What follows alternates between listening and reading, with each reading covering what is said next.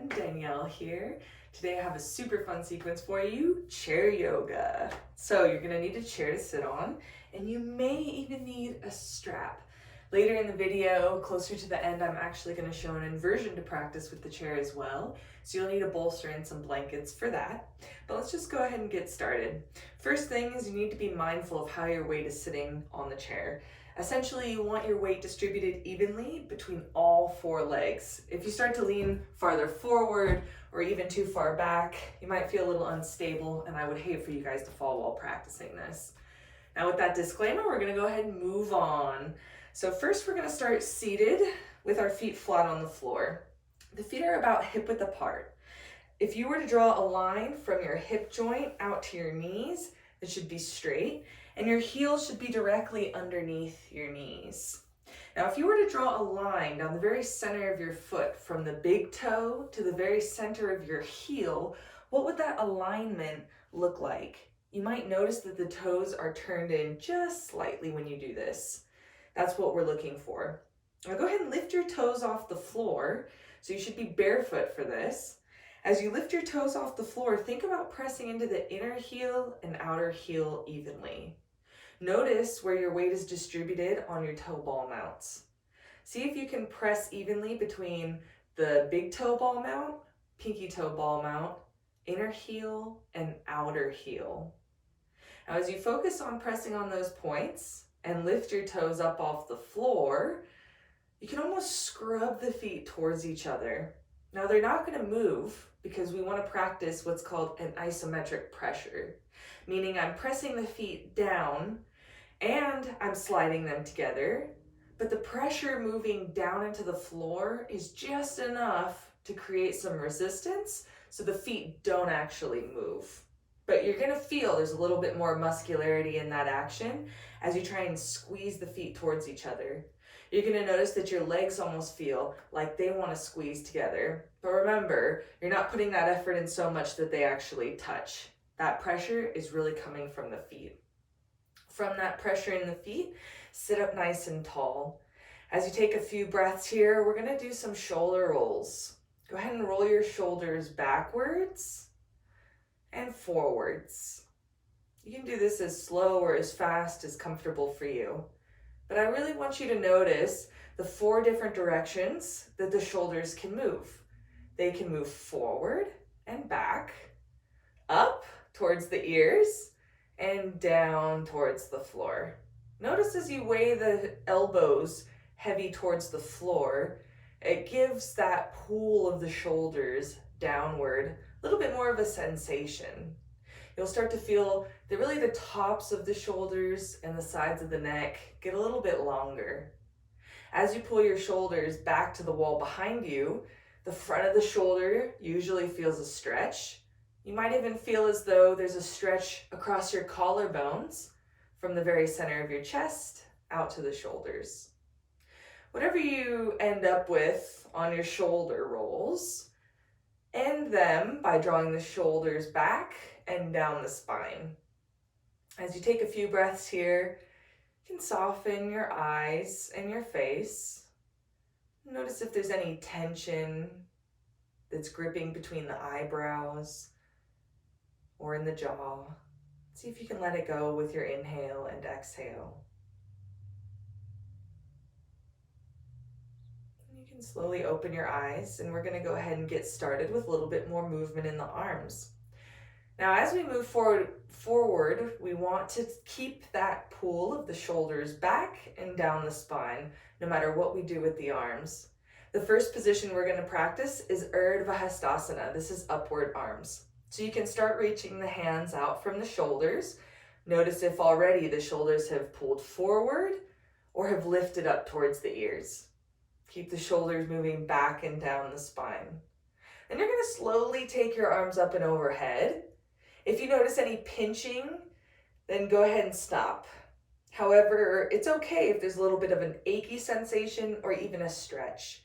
It's really overextension and pinching that we're not wanting to feed and continue causing. So as you take the arms up and overhead, then bring your palms together. Bend your elbows. Even though the elbows are bending, try and squeeze the elbows towards each other. You might notice that the wrists go back behind you. As you take a few breaths here, squeezing the elbows in, draw the shoulders back and down the spine. There's a little bit of resistance that's needed, a little bit of effort in the upper back that's needed to keep those shoulders pulling down. Now, as you take a few breaths here, not only do we want to work the shoulders and the upper body, but we want to keep in mind what we were practicing in the feet. As the toes are lifted off the floor, give a gentle slide and squeeze of the feet towards each other as you sit up nice and tall. Taking a few breaths here, try to straighten the arms. You can let the palms split, but imagine as if you were still squeezing those elbows together, drawing the shoulders down the spine, taking a nice deep inhale and exhale as you soften any tension in the face or the eyes. And you can bring your hands down. We're going to move into Urdhva Badanguliasana. This is upward bound finger pose. So you can do this along with me. Let's go ahead and lace our fingers together and press the palms away. Again, notice what's happening in the shoulders here. Before you take the arms up and overhead, you can combine that effort of pressing the feet down, sliding the feet towards each other, and sitting up nice and tall. As you sit up nice and tall, be aware and mindful of what the shoulders are doing here. Keeping that slight draw of the shoulders back and down the spine, take your wrists up and overhead, opening the palms towards the ceiling. As you give a gentle tuck of your tailbone so you really feel more of your weight in your sit bones, try to maintain that as you lift the chest up. Bend your elbows out to the side. You can bring your hands to your head. Draw the shoulders down the spine and try and maintain that slight muscular resistance as you straighten the arms. Urdhva Badanguliasana. Then bring your hands down. Notice which pinky is on the loose end. And we're going to switch the grasp of the fingers. Press the palms away from you. So you draw the shoulders back, lift the chest up, and take the arms up and overhead. As you gently lengthen your inhale and exhale, try to fill all sides of the rib cage. What I mean is that normally our breath moves into the front of the ribs or fully into the chest. See if you can breathe into the back of your rib cage. Notice if your breath can start to expand the sides of your rib cage as you gently lengthen your inhale and exhale. And then bring the hands back down, sitting up nice and tall. Now's when we're going to start using a strap. You may or may not need a strap for this next posture. My hands are essentially going to go behind me, and I'm going to grasp my wrists behind my back. If this causes a lot of tension in the shoulders, this is where you can simply put your hands on the hips, or you can have a strap behind you and hold on to the tail ends of the strap. So again, hands on the hips, or if you have your belt, you can hold on to the tail ends of the strap behind you. If the shoulders feel comfortable doing this, go ahead and grab one of your wrists. Now in this position, it's usually quite easy for the shoulders to slouch forward and down towards the floor. As you lift your elbows back to the wall behind you, notice how the shoulders are affected by that action. So you draw the shoulders towards the spine, take a nice deep inhale and exhale, and try and draw the shoulders downward, down the back as you still have the elbows pulling back to the wall behind you. As you take a smooth, steady inhale and exhale here, think about what's happening in the legs and the feet. So you slide the feet towards each other, tuck your tailbone down towards the seat, and lift the chest up tall. Then notice which wrist you're holding, and we're going to switch the grasp of the wrist. If your hands are still on your hips, you can keep them there. All of these actions are still the same. Drawing the elbows back, notice how the front of the shoulder starts to spread, and really try to spread across your collarbones more than keeping a lot of this stretch in the front of the shoulder. We want the entire front of the chest to get broad.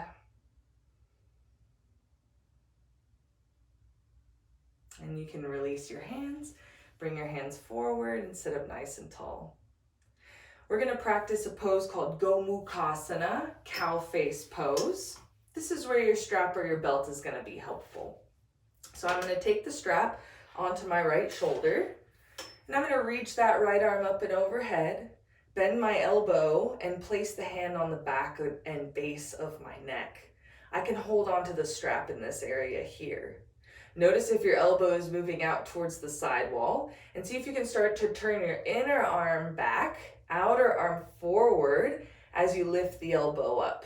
You're going to notice with this rotation from outward to inward, this internal rotation of your upper arm, the humerus bone, it's going to start to draw your elbow in towards the head. Notice if the elbow is forward, and see if you can start to lift it up towards the ceiling while you walk your hand down your back. Now the opposite hand, my left hand, is going to go behind me, just like I practiced in the last pose, Parsvanamskarasana. The strap is there for you to grab onto. I'm reaching the elbows in opposite directions.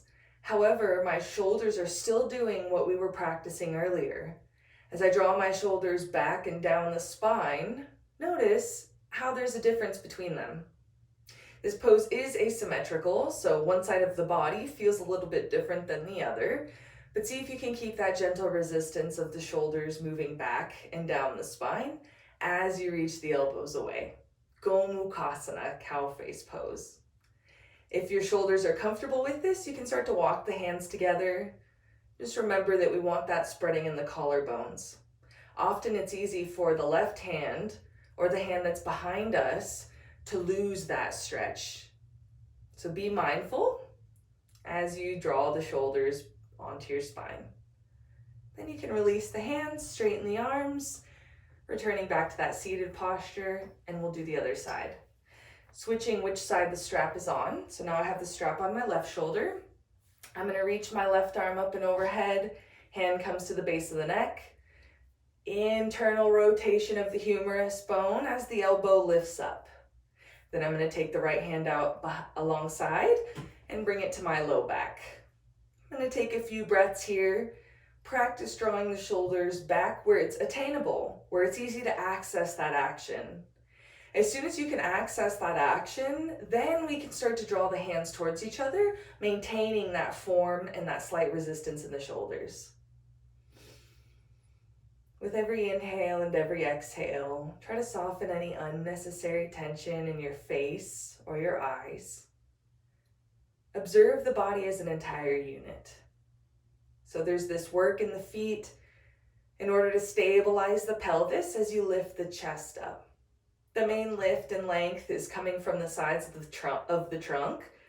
However, the legs and the arms have their own actions individually to help feed that stability. As the elbows draw away from each other, keep a little gentle resistance, the shoulder blades and the shoulders drawing towards the spine. And then you can release the hands, sitting nice and tall. We'll do each side one more time. Taking the strap over the right shoulder, right arm up and overhead, left hand back behind us. Gomukhasana, cow face pose. With every inhale, start to fill at the base of the collarbones. And notice if one collarbone feels like it's stretching more than the other. See if you can use your breath to even out that broadness from left to right. And then release the hands. Last side, last time. Taking the strap over the left shoulder, reaching the left arm up and overhead, right hand behind you. With a long inhale and exhale, use your breath to not only feed a lift of the spine, but also a softness in the face and anywhere in the body that's unnecessarily tense.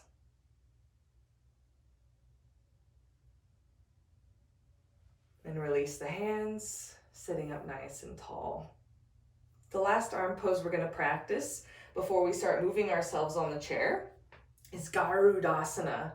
This is known as eagle pose. It is a balancing pose that also uses the legs, but we're really just going to practice the arm position today. So what we're going to do is we're going to start with the arms out in front of us. The elbows at a 90-degree angle. So your elbows in line with the shoulders and the fingers point up towards the ceiling, while your wrist is also in line with the elbow here. Now you can watch for a moment as I demonstrate, and then we'll do it together. I'm going to take my right arm across my body, and my left arm is going to hook on that elbow. Now from there, I want to keep my elbows lifting up, shoulders rolling back. If you can, and you have the mobility to do so, try and bring the wrists together and tuck the palms. So there's a little bit of a twist happening here. Usually the elbows like to drop and the hands will come towards the face. Instead, see if you can keep the wrists over the elbows and then lift the elbows up so that they're in line with the shoulders. Garudasana. And then we'll unravel. So if you were watching, let's go ahead and do this next one together. I'm going to take my left arm across my body. Right arm is going to cross that upper arm on the left side. Now, if you can, keep the elbows lifted and see if you can wrap the wrists. Fingers on the left hand are touching the palm on the right hand. Observe what your shoulders are doing here. See if you can keep the wrists pulled away from your face and lift the elbows up. Garudasana. As you take a smooth, steady inhale and exhale, gently slide the feet towards each other, press into the 4 points of the feet as you lift the elbows and chest up. And then you can release the hands. We'll continue as if my demonstration wasn't practiced together. So now we're going to do the right side. So first time on the right side, we'll cross the right arm in front, left arm tucks over, and we twist the palms. If you're not getting the twist of the palms today, that's okay.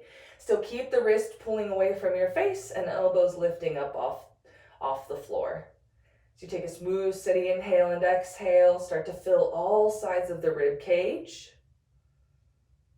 Letting go of any tension that might be held in the face or the eyes. And then release the hands. You can rest your hands on your lap for a moment. We're going to do each side one more time. So lifting the elbows up, fingertips point towards the ceiling. Left arm crosses our body, right arm crosses on top of that arm. Then you can hook the hands if that's happening for you today. Pull the wrists away from your face and lift the elbows up. So you take a nice deep exhale, press your feet down into the floor. Should weigh heavy on your sit bones, so sometimes it helps to lean back slightly. As you lean back and press into your sit bones, lift the chest, lift the side waists up. Then release the hands and elbows. Last side, last time. Taking the right arm across, left arm on top of that, hook the wrists or the palms. As you pull the wrists away from you, lift the elbows up. Garudasana, eagle pose. And you can release the hands and rest the hands on your thighs for a moment. Now these next few poses that we're going to practice are supported standing poses. You're going to need a little bit of room on either side of you. I'm going to set my strap off to the side since I'm not going to need it for this. I'm going to start by shifting my chair slightly over to the left. Now I want my thigh to be supported by my chair. However, my opposite leg is reaching back behind me. I'm going to start by leaning on my left thigh. So you can go ahead and do this along with me. I'm using my forearm on my left thigh, and as I press that forearm down, I'm lifting away from my thigh, meaning that my chest is turning up towards the ceiling, and I'm still thinking about drawing that left shoulder back to the wall behind me and down my spine. As you take a few breaths here, you may notice that the back toes are tucked under. I'm still trying to press out through my heel. Now, if this is uncomfortable for your foot, you can even practice having the foot flat on the floor and the knee wide in this position. As I reach my foot back behind me and the toes are curled under, heel is lifted, My pelvis is facing a little bit more forward towards the floor. Now see if you can start to turn your pelvis from left to right and press that outer right heel down into the floor. As you press the feet down into the floor, think about that similar pressure you were practicing earlier when sliding the feet towards each other. Then lift the chest up so that your forearm feels light on that left thigh. If you feel comfortable here and your shoulders feel comfortable doing so, go ahead and reach your right arm alongside the ear. This pose is Utthita Parshva Konasana, extended side angle pose. Then we'll bring that right hand down, and we're gonna come up to upright position, but we're keeping the legs as they are. Again, if you're keeping the feet flat on the floor and your ankle or your feet are uncomfortable extending behind you, you're still sitting up, trying to press the sit bones evenly, press into the sit bones evenly, even though your sit bones aren't fully on the chair here. If you feel unstable, then you can go ahead and scoot yourself on the chair. However, for those of us that still have that leg extended back behind us, notice what's happening in the pelvis. Usually the pelvis is dipping forward towards the floor and towards that bent knee. As you take a nice deep exhale, see if you can tuck your tailbone not only down to the floor, but use the pressure on your left foot to draw your abdomen from left to right. So instead of the abdomen falling towards the floor, falling to that bent knee, we want to draw it towards that right straight leg for Virabhadrasana 2. Reaching the arms away from your shoulders with the palms facing towards the floor. And taking a few breaths here. Virabhadrasana 2. And you can bring your hands to your hips. Bend that right knee if it's extended back behind you. And sit back in the chair. Now we're going to do the other side. If you're using a mat, then you'll want to shift your chair down on the other side of the mat. So we have the right thigh supported by the seat of the chair. You can have that left foot moving off the hips so that the pelvis has a 90-degree angle between the thighs. Or you'll reach that foot back, that left foot back. As you rest your right forearm on your thigh, go ahead and look down at the floor for a moment and observe what's happening with your foot and your ankle. We want the right heel to be directly underneath the knee, and we want that alignment in the toes, the middle toe drawing a straight line towards the center of the heel. As you take a few breaths here, try to keep the chest light so that there's not very much weight on your right forearm. Think about rolling the right shoulder back and turning the rib cage up towards the ceiling. On a nice deep exhale, with that left leg straight, try to take that outer left heel down to the floor. Imagine sliding the feet towards each other as you turn your rib cage up towards the ceiling. Utthita Parshva Konasana. If your shoulders feel comfortable doing so, reach the left arm alongside your ear. Notice that pressure in the outer left heel, and as you reach through the left fingertips, make that whole left side of your body nice and long. Taking a smooth, steady inhale and a smooth, steady exhale, we're going to come up to Virabhadrasana 2. So still reaching the arms away from the shoulders, sliding the feet towards each other. Now see if you can take a nice deep exhale, tuck your tailbone down towards the floor, and draw the abdomen from right to left. Feel as though you can use that draw of the abdomen to press your outer left foot down with a little bit more mindfulness. And you can bring your hands to your hips, bend that left knee, and sit on the chair. We're going to do each side one more time. Once you've positioned your chair, left thigh is supported. Left forearm to that left thigh. Go ahead and look and see that your left heel is underneath the knee and middle toe is in line with that inner heel. And you can straighten the right leg behind you, but still keep the toes curled under. Now, before we move any farther, think about pressing into the 4 points of your left foot. And as you do this, try to actually pull your knee back to the wall behind you. So there's a little bit of a different sense and muscularity that happens when we draw the knee back towards the wall behind us. And as you take an exhale, you're going to stretch into that outer right heel, pin the outer right heel down to the floor. Nice deep exhale, drawing the left side of your abdomen to the right and extending out through that right leg, making it nice and straight. Utthita Parshva Konasana. So we have a couple of things going on here, pressing into the 4 points of your feet. And as you do this, try to draw your left knee back to the wall behind you. As you lift the chest up, making the spine nice and straight, you should feel light on your left forearm. Drawing the shoulders back, reach the right arm alongside your ear. As you press into your outer right heel, reach into the right fingertips and gaze up towards the ceiling. And you'll bring the hands in line with the shoulders and lift yourself upright. Virabhadrasana 2. As you press the feet down and slide the feet towards each other, tuck your tailbone down to the floor. Notice if that left side of your body is pulling heavy towards your thigh, or if you can lift the chest up towards the ceiling, making the side waists long and even.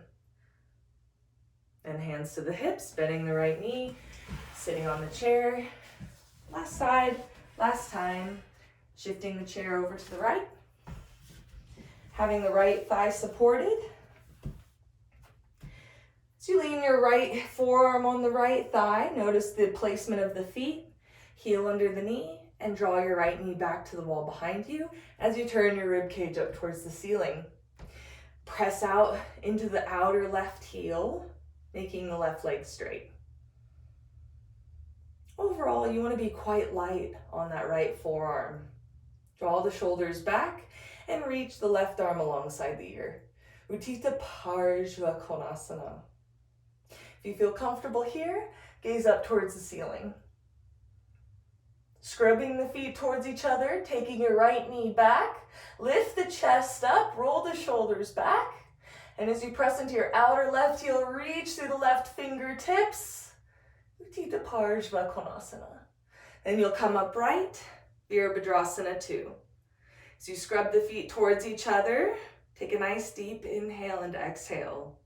Start to draw the right side of your abdomen over to the left as you roll the shoulders back. Virabhadrasana 2. And hands to the hips, bending the back knee, left knee, and sitting on the chair. Wonderful. Well, now this is your bonus pose. We're going to practice chair sarvangasana. This is chair shoulder stand.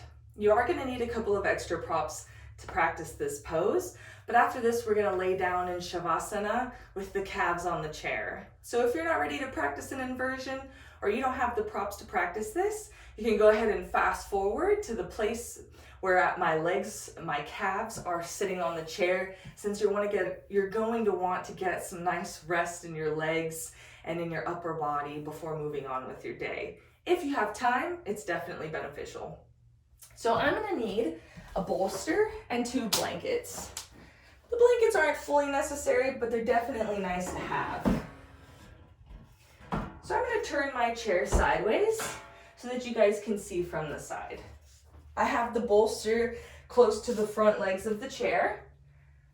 I have a blanket in shelf fold I'm going to place on the seat of the chair, and another blanket that I'm going to place on this back rail of the chair.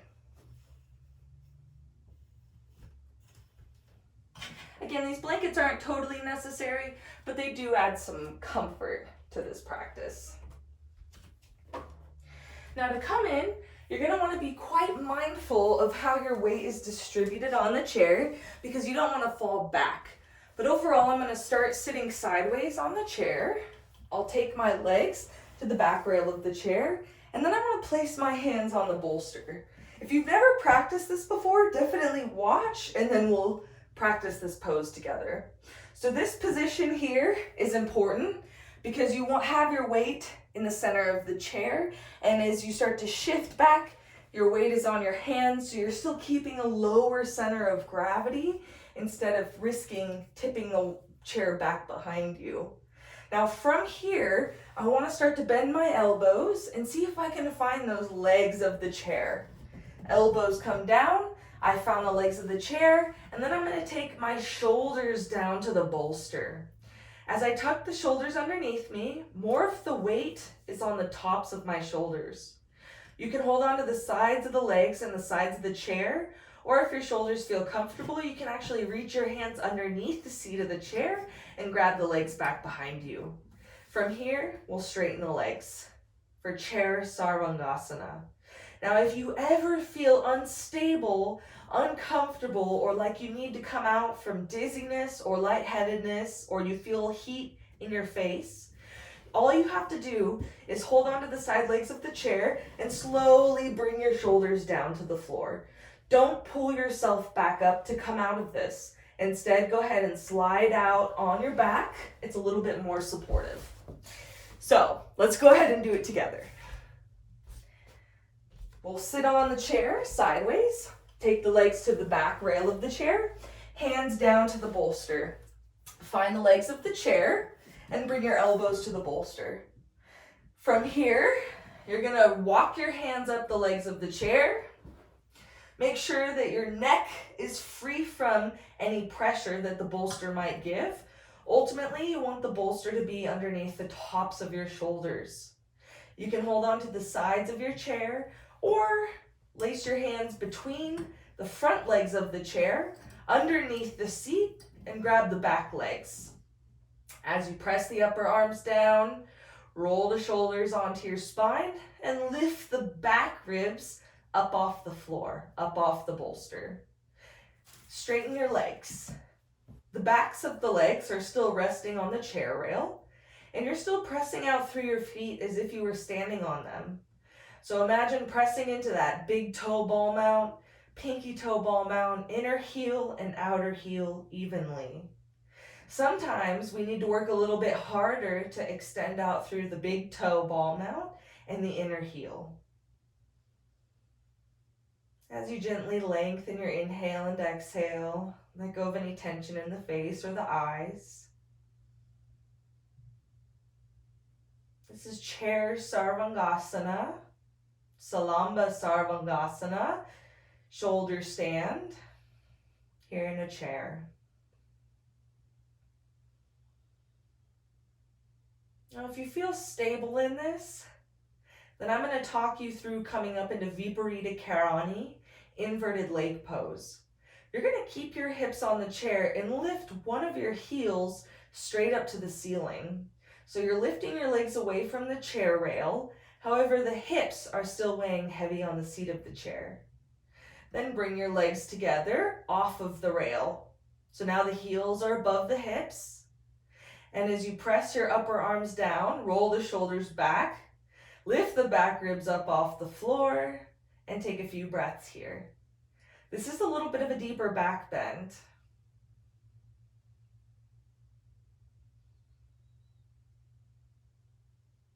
And you can bring your legs back to the rail one at a time. You can hold this as long as you feel comfortable. But if this is your first time, then we can go ahead and start to come out. We're going to come out by bringing the feet to the rail of the chair and taking the knees wide. So this is Baddha Konasana, bound angle pose. Go ahead and bring your thighs back together and hook one of your heels on that rail of the chair. You can start to bring your hands out from underneath the seat of the chair, but hold on to the legs of the chair as you slowly start to slide your chest towards the floor. You're going to end with your hips on the bolster, calves on the seat of the chair. You can adjust your props as needed so that you feel comfortable with this support.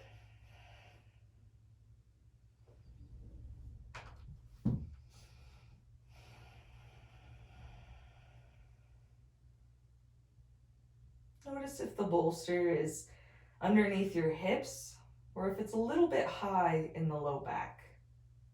If you need to adjust it so that it's really under your pelvis and out of the low back, then you can go ahead and do so.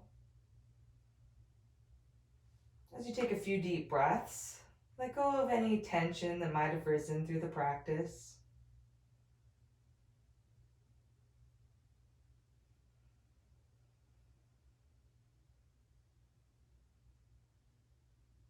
to remove the bolster.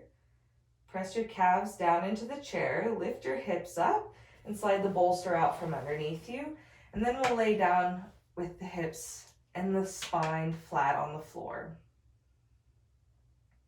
If you have an extra blanket nearby, you can grab it and place it underneath your head.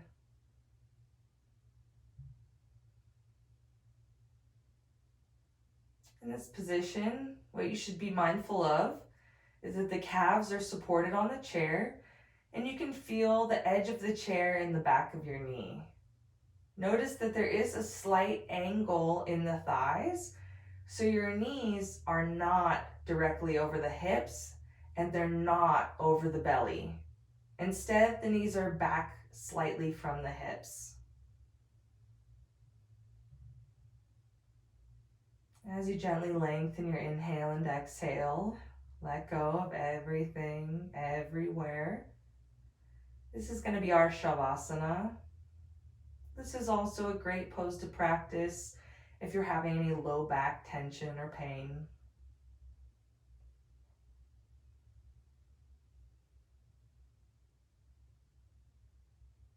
As you start to slow down the pace of your breath, you'll notice that it can get a little bit deeper, a little bit longer.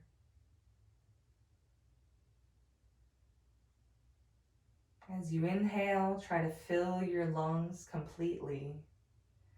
And as you exhale, allow the end of your exhale to linger slightly.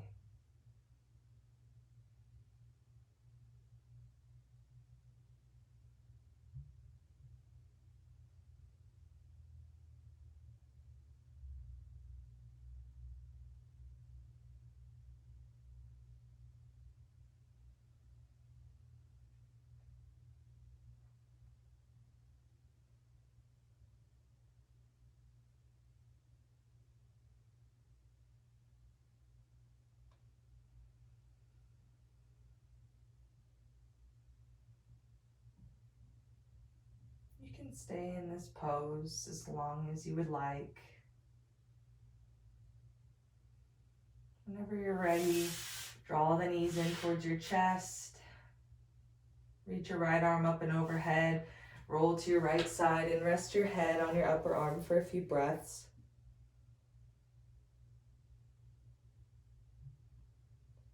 And you can press yourself up to sit, coming to a comfortable seated posture.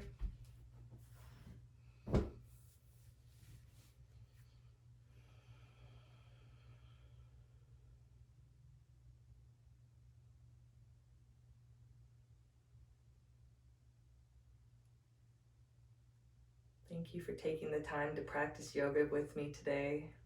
Namaste. I really appreciate you guys taking the time to practice some chair yoga with me. Make sure to subscribe to my channel, check out my other videos, and if you have any comments or questions, please send them to me or leave them in the comments below. Other than that, I hope you guys have a great day, and thanks for joining me.